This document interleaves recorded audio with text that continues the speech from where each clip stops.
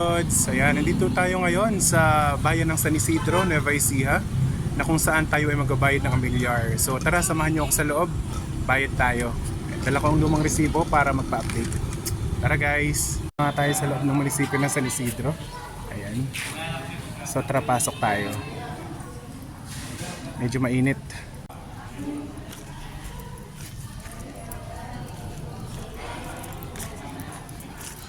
Ayan, papasok tayo ngayon sa Treasury Office para magbayad. Dito po ang bayaran. Ayan.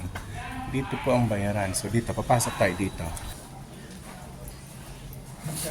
Tapos na nga tayong magbayad ng amilyar natin for the year of 2024. And ito na nga yung resibo para sa 2024 amilyar. Ayan. So yun lang mga Lods. Thank you po. Uwi na po si Kalbong Pogi at para makapag-lunch na.